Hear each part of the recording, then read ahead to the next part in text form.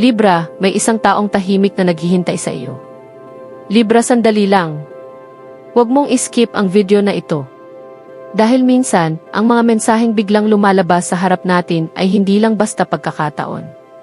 Minsan, ito ay isang paalala para sa puso natin. Sa mga nakaraang buwan, maaaring naramdaman mo na parang may kulang. Parang may energy sa paligid mo na hindi mo maipaliwanag. Hindi ito ingay, hindi ito drama. Sa totoo lang, ito ay tahimik pero naroon. May isang tao na maaaring matagal ng bahagi ng iyong kwento, kahit hindi mo pa ito lubos na napapansin. Hindi siya palaging nagsasalita. Hindi rin siya palaging nagpapakita ng malalaking gestures. Ngunit sa bawat pagkakataon na ikaw ay masaya, tahimik siyang natutuwa. At sa bawat pagkakataon na ikaw ay nasasaktan, tahimik din siyang nag-aalala. Minsan, ang tunay na pagmamahal ay hindi agad nagpapakilala. Hindi ito nagmamadali. Hindi ito sumisigaw para mapansin. Sa halip, ito ay naghihintay. At Libra, may posibilidad na sa buhay mo ngayon, may isang taong matagal nang naghihintay sa tamang sandali para mapalapit sa iyo.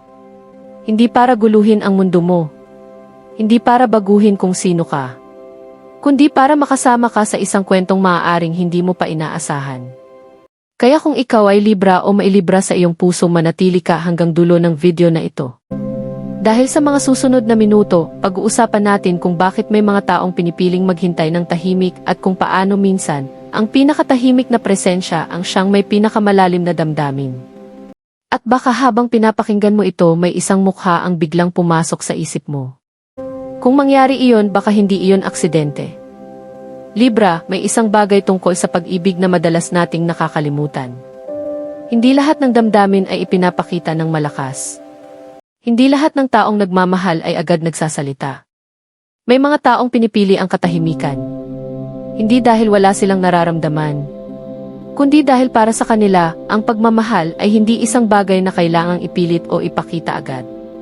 Minsan, ito ay isang bagay na hinahayaan nilang lumago ng dahan-dahan. Maaaring sa buhay mo ngayon, may isang taong matagal nang naroroon sa paligid mo. Hindi siya ang pinakamaingay. Hindi rin siya ang laging nasa sentro ng eksena. Ngunit kung babalikan mo ang ilang sandali sa iyong buhay, mapapansin mo na parang palagi siyang naroon sa mga simpleng pagkakataon. Maaaring siya ang taong tahimik na nakikinig kapag ikaw ay nagkukwento.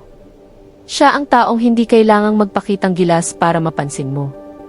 At siya rin ang taong handang maghintay kahit hindi niya alam kung kailan darating ang tamang panahon. Sa mundo ngayon na puno ng mabilis na mensahe at bigla ang emosyon, ang ganitong uri ng presensya ay bihira.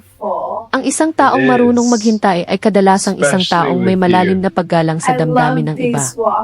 At para sa isang Libra, isang sign na kilala sa paghahanap ng balanse at tunay na koneksyon, ang ganitong uri ng tao ay maaaring maging mahalagang bahagi ng iyong kwento. Hindi siya nagmamadali. Hindi rin siya naghahanap ng atensyon. Sa halip, pinipili niyang maging tahimik na presensya sa iyong mundo. At minsan, Libra, ang mga taong tahimik lang sa simula ang siyang nagiging pinakamatatag na kasama sa huli. Hindi natin sinasabi na ito ay tiyak na mangyayari. Ngunit ang mahalagang tanong ay ito. Mayroon bang isang tao sa buhay mo na parang palaging naroroon kahit hindi siya nagsasalita tungkol sa nararamdaman niya? Kung mayroon, maaaring ang katahimikang iyon ay hindi kawalan ng damdamin. Minsan, ito ay paghihintay. Paghihintay sa tamang sandali. Paghihintay sa tamang pagkakataon. At higit sa lahat, paghihintay kung kailan handa ang iyong puso. Libra, minsan hindi natin agad napapansin ang mga taong may espesyal na lugar para sa atin. Hindi dahil wala silang ginagawa, kundi dahil ang paraan nila ng pagpapakita ng damdamin ay napakasimple. Hindi ito dramatic. Hindi rin ito malaking eksena. Pero kapag pinagsama-sama mo ang maliliit na sandaling iyon, doon mo makikita ang tunay na kahulugan. Halimbawa, may mga pagkakataon ba na may isang tao na tila laging naroroon kapag kailangan mo ng kausap? Hindi siya palaging unang nagsasalita, pero kapag ikaw ay nagbahagi ng kwento o problema, mararamdaman mo na talagang nakikinig siya. Isa ito sa mga senyales ng isang taong may malasakit. Mayroon ding mga tao na tila naaalala ang maliliit na detalye tungkol sa iyo. Maaaring isang paborito mong pagkain, isang lugar na gusto mong puntahan, o isang pangarap na minsan mo lang nabanggit. Para sa iba, maliit na bagay lang ito. Pero para sa isang taong tunay na nagmamalasakit, mahalaga ang mga detalye. At Libra, dahil ikaw ay isang sign na mahilig sa harmony at meaningful connection, ang ganitong uri ng atensyon ay maaaring mas mahalaga kaysa sa malalaking gestures. Isa pang senyales ay ang taong marunong rumespeto sa iyong espasyo. Hindi siya nagmamadali. Hindi kanya pinipilit gumawa ng desisyon. Sa halip, hinahayaan kanyang maging ikaw. Ito ang uri ng presensya na nagbibigay ng kapayapaan sa halip na pressure. May mga pagkakataon din na kapag ikaw ay masaya, tila masaya rin siya, kahit hindi siya ang dahilan. At kapag ikaw naman ay dumadaan sa mahirap na sandali, mapapansin mong parang nag-aalala siya, kahit hindi niya ito laging ipinapakita. Ang ganitong klaseng pag-aalaga ay kadalasang nagmumula sa isang tahimik, ngunit tapat na damdamin. Ngunit mahalagang tandaan, Libra, hindi natin kailangang magmadali sa pagbibigay kahulugan sa bawat kilos ng ibang tao. Ang layunin ay hindi para gumawa ng konklusyon, kundi para maging mas bukas sa mga koneksyon na maaaring nandyan na pala. Minsan kasi, habang naghahanap tayo ng malalaking senyales ng pag-ibig, hindi natin napapansin na ang tunay na koneksyon ay nagsisimula sa maliliit na sandali. At maaaring sa buhay mo ngayon, may isang tao na patuloy lang na naroroon tahimik, maingat at handang maghintay. Hindi para pilitin ang iyong damdamin, kundi para igalang ang iyong puso. Libra, may isang tanong na maaaring pumasok sa isip mo habang pinapakinggan mo ito. Kung may taong may nararamdaman, bakit hindi na lang niya ito sabihin? Bakit siya tahimik? Sa totoo lang, maraming dahilan kung bakit may mga taong pinipiling manatiling tahimik tungkol sa kanilang damdamin. Una, maaaring dahil sa takot. Hindi takot na makilala mo siya, kundi takot na baka mawala ang magandang koneksyon na mayroon na kayo ngayon. Para sa ilang tao, mas mahalaga ang manatili sa iyong buhay kahit bilang kaibigan kaysa ipagsapalaran ang lahat sa isang pag-amin. Pangalawa, maaaring iniisip niya ang tamang timing. Hindi lahat ng kwento ng pag-ibig ay nagsisimula sa parehong sandali. Minsan, may mga pagkakataon sa buhay na hindi pa handa ang dalawang tao, maaaring dahil sa personal na pangarap, mga responsibilidad, o mga bagay na kailangan munang ayusin sa sarili. At kung talagang mahalaga ka sa kanya, maaaring pinili niyang maghintay. Hindi dahil sigurado siya sa magiging resulta, kundi dahil para sa kanya, mas mahalaga na respetuhin ang iyong panahon at ang iyong espasyo. Para sa isang Libra na mahilig sa balanse at kapayapaan, ang ganitong uri ng paggalang ay isang mahalagang bagay. Ang taong marunong maghintay ay kadalasang isang taong hindi nagmamadali sa mga bagay na tunay na mahalaga. Mayroon ding mga tao na hindi sanay ipahayag ang kanilang emosyon ng malakas. Hindi dahil wala silang nararamdaman, kundi dahil ang kanilang paraan ng pagmamahal ay nasa mga simpleng kilos, sa pakikinig, sa pag-alala ng maliliit na detalye, at sa pagiging naroroon kapag kailangan mo sila. Kung minsan, ang mga ganitong tao ay hindi naghahanap ng pansin. Hindi rin nila gustong gawing komplikado ang mga bagay. Ang gusto lang nila ay manatiling bahagi ng iyong mundo. Ngunit Libra, mahalagang tandaan na ang bawat relasyon at koneksyon ay may sariling timing. Walang dapat pilitin. Walang dapat madaliin. Kung ang isang tao ay tunay na mahalaga sa iyong buhay, ang tamang sandali ay darating ng natural. At kung may isang taong tahimik na naghihintay marahil ang hinihintay niya ay hindi lamang ang pagkakataon, kundi ang sandaling ang iyong puso ay handa na ring makinig. Libra, kung may isang bagay na kilala tungkol sa iyo, iyon ay ang iyong natural na pagnanais para sa balanse, kapayapaan, at tunay na koneksyon.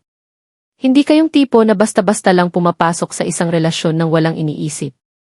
Para sa iyo, mahalaga ang respeto, pag-unawa, at ang pakiramdam na pareho kayong naglalakad sa iisang direksyon. Kaya kapag may taong tahimik na naghihintay sa iyo, may posibilidad na nararamdaman niya ang kakaibang energy na dala mo. Ang isang Libra ay may natural na kakayahang gawing mas magaan ang paligid. Kapag ikaw ay nasa isang lugar, madalas may dalang warmth at harmony ang iyong presensya. Kaya hindi nakakagulat kung may mga taong naaakit sa iyong kabaitan at sa paraan ng pakikitungo mo sa iba. Pero sa kabila ng iyong pagiging social at friendly, ang puso ng isang Libra ay hindi agad basta nagbubukas. Maaaring marami kang kakilala, maraming nakakausap, ngunit pagdating sa tunay na damdamin, pinipili mo ng mabuti kung sino ang papapasukin mo sa iyong mundo. Ito ang dahilan kung bakit minsan, ang mga taong may nararamdaman para sa iyo ay pinipiling maghintay. Alam nila na ang puso ng isang Libra ay hindi dapat minamadali. Para sa iyo, mahalaga ang emotional safety. Gusto mong maramdaman na ang taong kasama mo ay hindi lamang nandyan sa magagandang sandali, kundi pati na rin sa mga tahimik na araw na walang espesyal na nangyayari. Ang pag-ibig para sa Libra ay hindi lang tungkol sa excitement. Ito ay tungkol sa partnership, isang relasyon kung saan parehong may respeto, suporta at pag-unawa. Kaya kung may isang tao sa iyong buhay na tahimik lamang ngunit patuloy na nagpapakita ng kabaitan at paggalang, maaaring nakikita niya ang mga bagay sa iyo na hindi napapansin ng iba. Maaaring nakikita niya ang iyong tunay na kabutihan, ang iyong kakayahang makinig, at ang iyong pagnanais na magkaroon ng isang relasyon na hindi lamang masaya, kundi matatag. Ngunit Libra, mahalaga ring tandaan na ang iyong puso ay may sariling timing. Hindi mo kailangang pilitin ang sarili mong maramdaman ang isang bagay kung hindi ka pa handa. Ang pinakamahalaga ay manatiling tapat sa iyong sarili. Kung may darating na koneksyon na tunay na para sa iyo, hindi ito darating na may pressure o kaguluhan. Sa halip, darating ito ng dahan-dahan parang isang kwento na unti-unting nabubuo sa tamang panahon. At kapag nangyari iyon, Libra, mararamdaman mo na ang pag-ibig ay hindi kailangang maging komplikado. Minsan, sapat na ang dalawang taong handang maglakad ng magkasama, may respeto sa isa't isa, at may parehong hangarin na bumuo ng isang tahimik ngunit masayang mundo. Libra, habang papalapit tayo sa dulo ng video na ito, may isang mahalagang bagay na dapat mong tandaan. Ang pag-ibig ay hindi palaging dumarating ng may ingay o malaking eksena. Minsan, ito ay dumarating ng tahimik sa mga simpleng sandali na hindi mo inaasahan.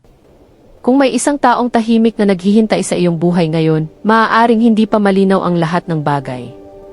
At iyon ay normal.